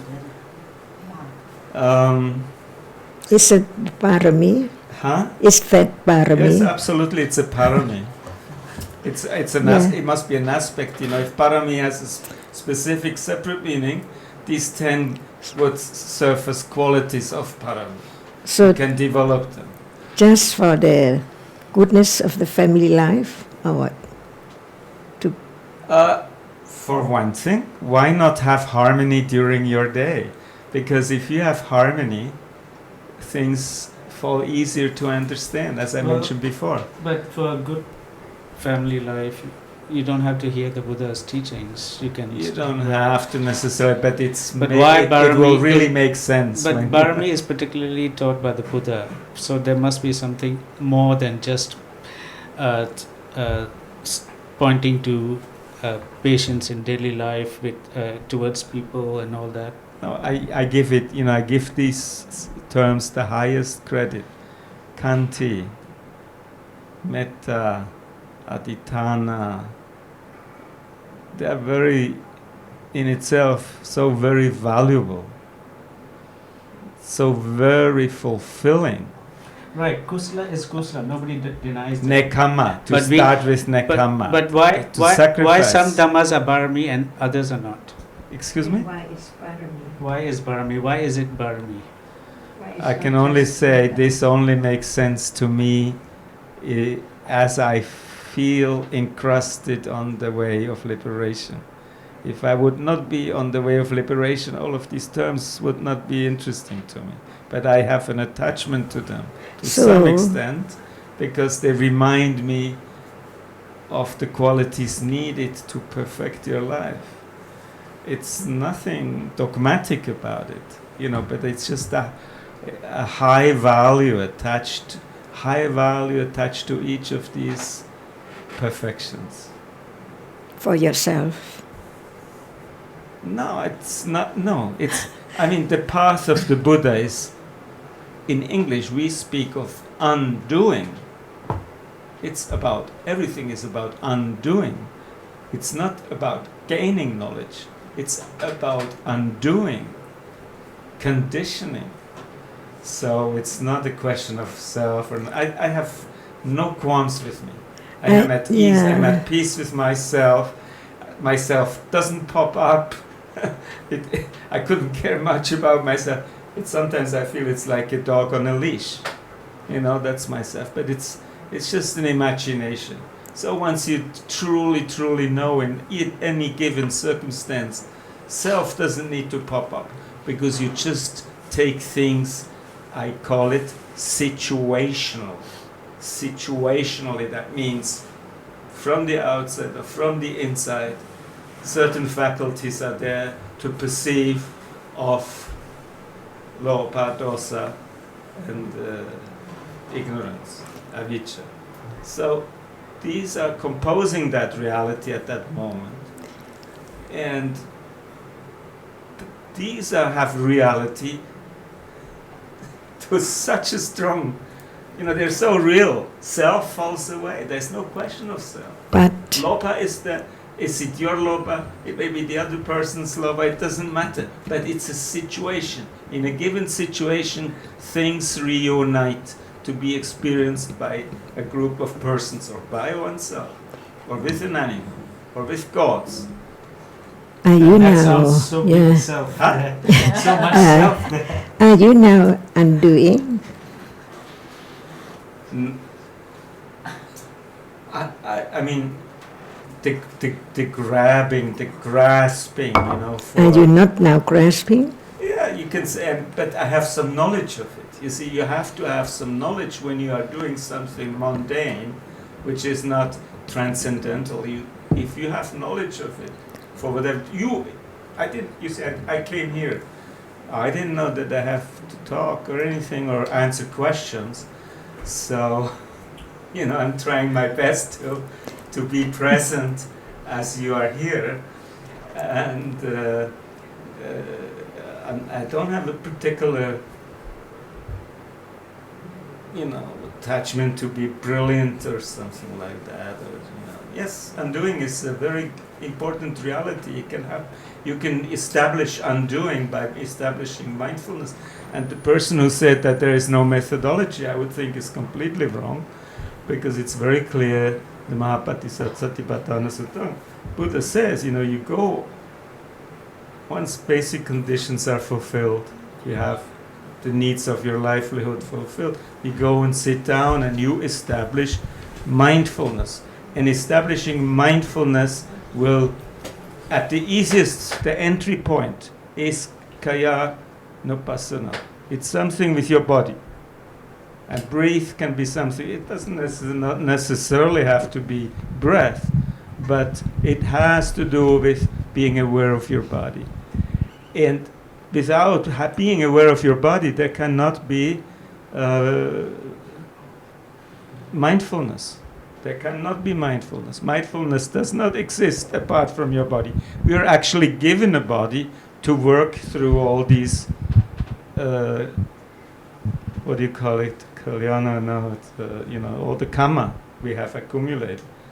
So the body is there, like a mirror, like those, what do you call it? The TV, those parabolic antennas. That's like the body, and you receive information. You receive sanya. Sankara is there. Vijnana is there. The five skandhas are there. What do you mean you receive sanya? For instance, when I hear you talking, then I have to translate that into a meaning. That is sanya. I identify it with somebody who, for instance, she asked me a question, and she then have to identify further. She asked me a question concerning this or that. This is sanya. So, you see, sanya is just an aspect of these five skandhas, of the five khandha, of the panchakanda. And these things happen to be here. They come and go, but they always, you can identify the things. But you say you can identify. Who is this you? No. If there's no you, who is it that identifies? There's no, it's unconventionally talking. If you're attached to a given situation due to you want more of it, or you want to repel it because, or there's ignorance, so then you will create a karma. That's obvious. There will be a next karma created. And in the process of observing, you can see, sanya happens. It's a happening. It's a situation where things happen in a laboratory, and you don't have to particularly pertain that to a cell. It's much more skillful to see it just as a happening without identifying really too much what is going on. But then you will see So would you be able to, at this moment, make sanya arise? No. Is there Sanya Sanya is now? there. Sanya is there, and is- if you understand the function of sanya, you can use it in a skillful way or in an unskillful way. You see, But sanya is when you say you can use it, that to me is like a self saying I can use No. sanya this way or I can use sanya no, that it's way. just conventional talk. Sorry, it's just I still talk about. So Yeah, you're saying there is a My humility allows that- me only to talk. you're of saying what you myself. mean is there's a possibility of this or that, right? And in any given situation, given the conditions. I don't even think you have so much of a choice. This final question, why we are still in ignorance, it is only answered by the unveiling of ignorance, by becoming truly seeing, vidya. So there is no intellectual answer to that. There's no need to go into that direction. Okay, I have a question for Ajarn. The Four Noble Truths. The first noble truth is the truth of dukkha. Now, dukkha means impermanent, no, or unsatisfactory. So that's the first noble truth. Everything is dukkha. And the second noble truth is the cause of dukkha, which is tanha. So my question is, if everything's rising and falling away, which makes it impermanent, makes it dukkha, why is the cause of that arising and falling away tanha? Isn't it just because it arises and falls away? Tanha also arises and falls. When that is experienced, it's not by tanha. It's directly experienced. It's not by tanha, but because of no avijja and no tanha. If there's still tanha, it cannot appear as Dhamma, which arises and falls away. But may I ask Okay. about the sati, awareness. You have sati at moment of watching or doing or trying to what? When I was talking about the inner space before, when I think of it, you can call it sati. You have to establish awareness. It means that you can call anything by yourself, Yes, whether of it's course. sati or not, Of by course. yourself or by reading and understanding the sati as it is as yourself. I can put it another way. Sati means you have to submit, to relinquish yourself, like a Muslim who is bowing his head to the ground. Completely relinquish any sort of self. It's by submission to the truth of the moment that you can go out of dukkha. You mentioned You dukkha. all the time. No, you- I don't qualify myself. So what is Or that? quantify So myself. what is that? The moment of being aware of kaya, of tanha, kaya nupassana satipatthana. akaya. Yes. Kaya. That is very important. Obviously, let's say I'm talking right now, but I'm still aware of my body. And at You- the moment you you may are actually aware. lose yourself. May I say, Uh-huh. as long as you are aware, it's not sati. It's Yeah. you. Okay, maybe it's I So- cannot express myself better. Okay, Than that. It's for what? Excuse me. To be aware of that. For what? I can be aware because you. For let the- what? For what? Why do you are aware? You see, awareness is a necessary ingredient To to the path of liberation. without understanding or with understanding. With understanding. So it's not the Sampana. sampajanya. Yeah. Yes. But when it is only awareness, how come the panya? Where panya comes about? Mm-hmm. Sati is like, let me just But describe. sati is not panya, right? No, I'm not saying that. But You sati mean is a necessary condition. It's like a, But put it this way, like a theater, like a scene, a stage.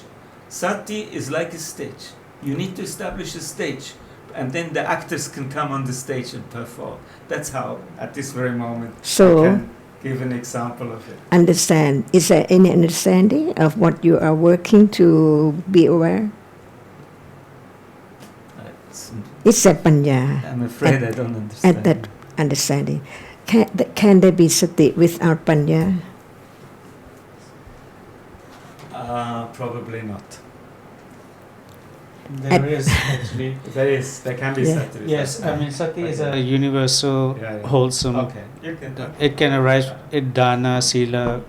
So when there is no understanding, I mean, yes, you're quite right. I mean, it's samma sati. Okay, it's sati sampojana. so at moment of trying to be aware or to what you do as working something out, where is panya or what is panya at that moment? Because they go together. Well,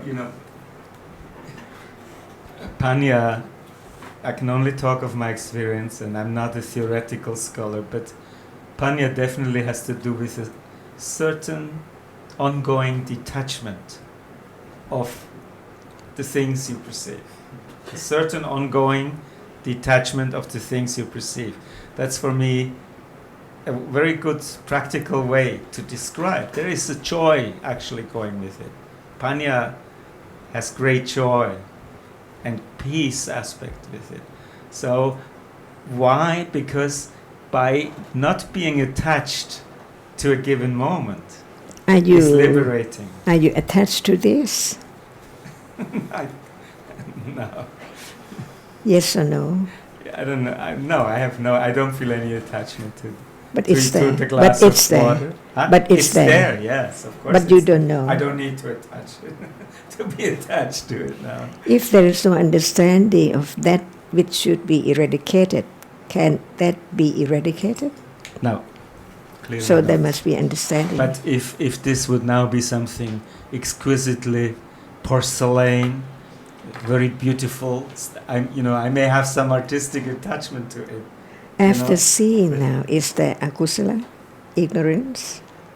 I- After seeing right now, after that, is there After, attachment or ignorance?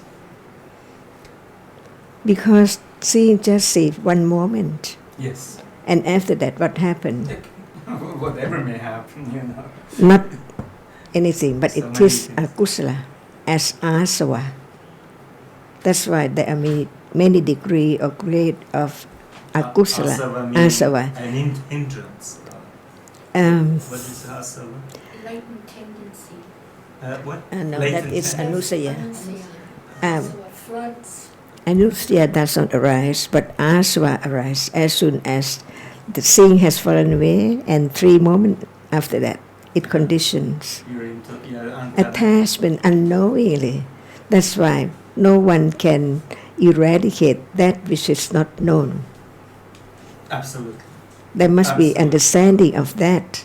Yes. So one knows that it's impossible just to watch or to think that one is aware of something, but with no understanding.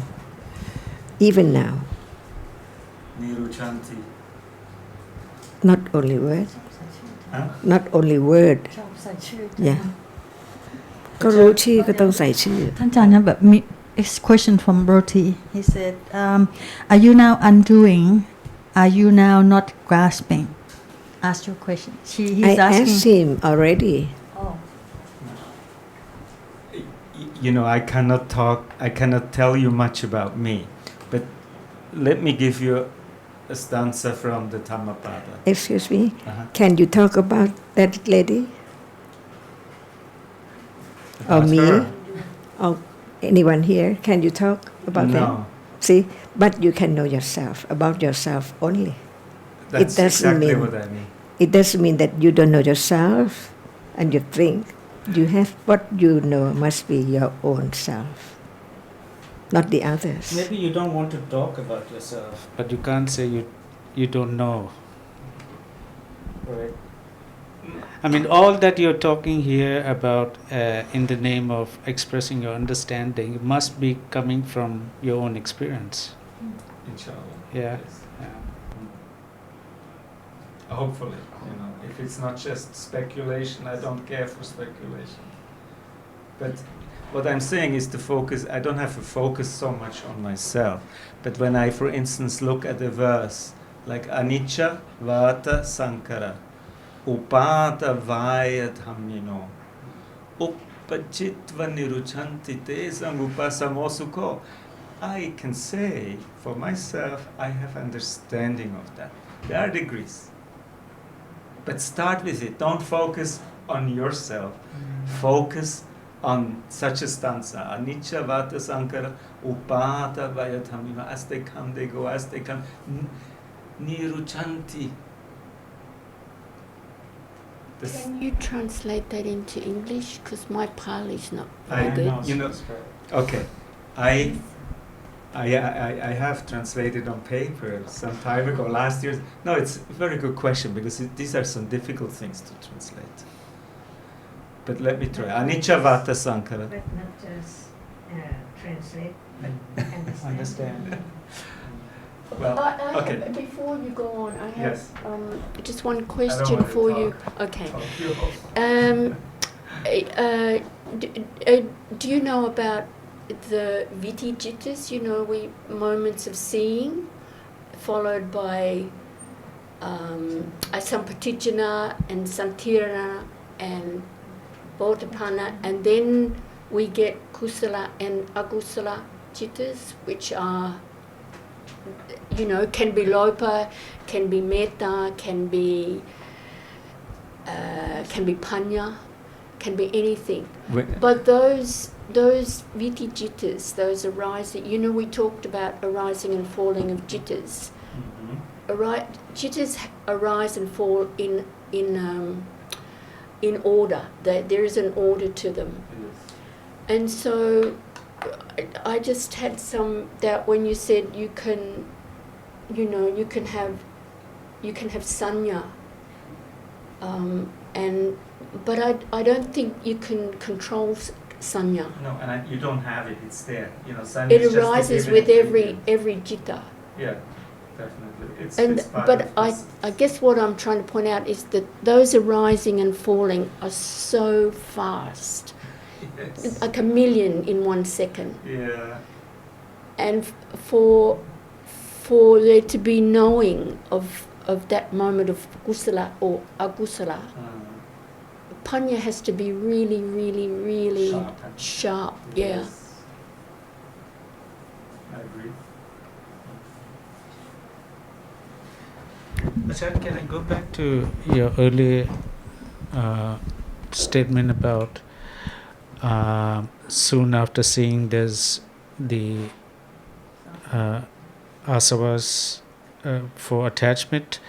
So actually when you say that is there attachment to the glass, you mean to say that it does not matter whether there's aversion in between, but surely there must be attachment also, even if there's aversion to a color you don't like. there is attachment. But also I'm thinking now there's so much attachment that even if you see something you don't like, still attachment can come. That is attachment. It can be before, and do you get what you like? Then Because they're so strong. It flows out all the time. The attachment, nobody wants to be angry all the time. So there must be attachment also coming in between because it's accompanies pleasant feeling. So when you say that, for example, the example you gave, because some people might not like the color. Do you like is there attachment to a glass? There must be. There must be attachment. Why? Because of ignorance is there. Yeah.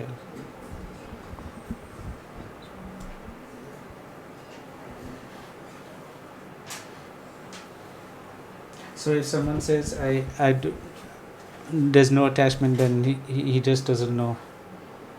Very, very little. So I think that there are two kinds of understanding, of view, point of view. One is right and one is wrong, right? Absolutely.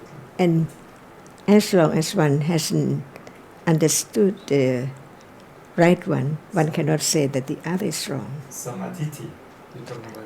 If you don't call, it's there. But we have to use the word to differentiate the two. It's important. Mm. But I don't know about Abhidhamma. But it's not just saying the word, the understanding after hearing it with right considering can condition right understanding. And panya, only panya can know what's right and what's wrong. When it's not panya, it takes the wrong one as the right one. But panya never do that. Yes. And it's this Eightfold Noble Path. I've seen it first in Chiang Mai when I was 19 years old. In a temple there was a big wheel, and then I saw these 8 sections. I had no idea what it is about, but it's something important to understand, that this wheel turns.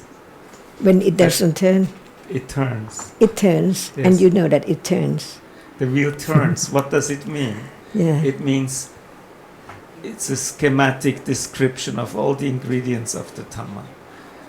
You start with samadhi, but how can you have samadhi if panya is not established? But It's not established. So it means you're constantly going through and deepening, approaching the truth of things by going through the different stages of the Atangama Magga. And that's very important. That just means it gets more and more subtle. So I would like to discourage people to go into Abhidhamma and all these very nitty-gritty things and see things on you have to be, you can only start where you are. Where you are. The thing is, you're talking about doing something and rather than understanding. You're saying do this, so it sounds like people of any religion who believe in God and say if you go to and pray and all that, this will happen, that will happen. Well, the difference between the Dhamma and those other religions is that you don't just follow, you understand. So when you talk to someone about the Dhamma, the encouragement is to understand. Okay, but I'm just regressing. I want to go back to when you said about right understanding comes as a result of sila, samadhi. But earlier you mentioned samma sati when we were talking about sati. So by virtue of what is sati, samma sati?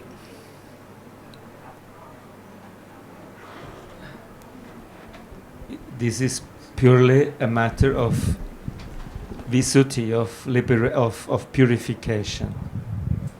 When you get first knowledge of the Eightfold Noble Path, wherever you may be, you don't have to qualify yourself, but you can see you are in front of a proposition for purification. See, this is what you're doing again. You're telling me that if this happened, that happened, that happened. But I'm asking you simply, when we were talking about sati, how, and you used the word samma sati, you distinguish between sati, ordinary sati, and samma sati. So why, just simply, how is samma sati? How is it it's samma sati and not samma sati, and ordinary sati? What's the distinction? What's the difference? What we understand, I'll just make it short because time is getting. What we understand is all the factors of the Noble Eightfold Path are samma by virtue of arising with panya. True. So there is no samma sati without panya. No. And so what you're saying is that if you need to have sati and then only in the end you have panya, that seems to contradict. No. Because if it's not then you're saying that samma sati leads to panya. You need to have, you see, you need to be naturally endowed with a minimum of wisdom to understand samadhi. And samadhi is a part of panya. There must be panya, right? From the beginning. That's what I'm saying. We have all qualities. If you have the inclination for wisdom accumulated, whatever you may imagine, but that proclivity to understand more or more deeply is there. Then the understanding of Sammaditthi, it will come at different levels. So it's the Ditti which, Sammaditthi which develops and grows. Over time, as all the other factors too. Right, but it's Sammaditthi, it's the Ditti which is, the Sammaditthi which is the leader, which has to be there all the time. It's the first of the eightfold member, of the first member of the first, of the Atanga. It's the first anga of this noble wheel of liberation. And you would agree, but you also agree that there cannot be Samma Sati if it's not, there cannot be, Sati cannot be Samma, or Vayama cannot be Samma if at that moment there is no Panya. Samma by itself means Panya must be there. Right. Any Samma. Okay, it's time. Maybe we continue. Sorry, it's 4:12. Okay, I didn't know. I didn't know that we started something and that we will finish. I didn't